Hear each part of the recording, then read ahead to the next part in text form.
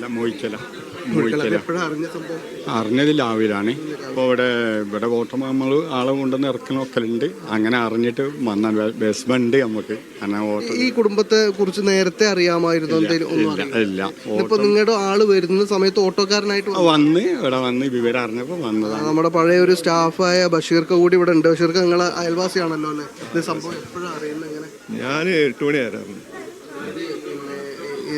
എന്താ സംഭവിച്ചതെന്ന് അറിയില്ല. റെഡിയില്ല. നേരത്തെ ഈ കുടുംബത്തെ കുറിച്ചിട്ട് ഇങ്ങനെ ഈ പയ്യനെ ഇവരൊരു സൈലന്റ്, അവര് ഇവരായിട്ടൊന്നും വലിയ ബന്ധങ്ങളൊന്നുമില്ല. ഇവിടെ വരുന്ന അങ്ങനെ പോകുന്നത്രേ ഉള്ളൂ. കൂടുതൽ വിവരങ്ങളൊന്നും അറിയില്ല.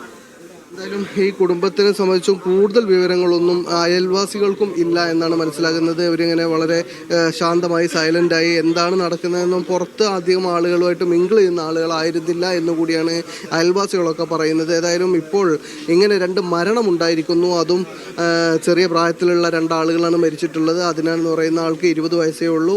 അവൻ കൊലപ്പെടുത്തിയെന്ന് കരുതപ്പെടുന്ന 16 വയസ്സുകാരിയാണ് മരിച്ചത്. ആ കുട്ടിയും 2 പേരുടെ മരണമാണ് ഇപ്പോൾ ഉണ്ടായിരിക്കുന്നത്. മുഴിക്കൽ എന്ന് പറയുന്ന ഒരു സാധാരണ ഗ്രാമമാണ് ഈ ചെലവൂരിലെ ഈ ഒരു പ്രദേശം എന്ന് പറയുന്നത്. ഒരുപാട് സാധാരണക്കാർ മാത്രം താമസിക്കുന്ന വലിയ വികസനങ്ങൾ. എന്തായാലും അവിടെ എത്തിയ ശേഷം ഇൻക്വസ്റ്റ് നടപടികൾക്കൊക്കെ ശേഷം സിറ്റി പോലീസ് കമ്മീഷണർ പ്രതികരിച്ചിരുന്നു. അതിലേക്ക് ഇൻവെസ്റ്റിഗേറ്റ് ചെയ്യണം. പോസ്റ്റ്മോർട്ടം കഴിഞ്ഞാൽ ഇച്ചിരി കൃത്യമായിട്ട് നമുക്ക് പറയാൻ പറ്റും. പ്രോസസ്സ് സ്റ്റാർട്ട് ചെയ്തിട്ടുണ്ട്, ഇൻവെസ്റ്റിഗേഷൻ സ്റ്റാർട്ട് ചെയ്തിട്ടുണ്ട്. ഇപ്പോഴൊന്നും പറയാറായിട്ടില്ല.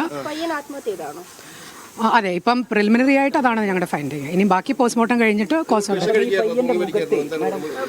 അല്ല, അതിപ്പോഴേ പറയാറായിട്ടില്ല. അത് പോസ്റ്റ്മോർട്ടം കഴിഞ്ഞാലും പറയാൻ പറ്റും.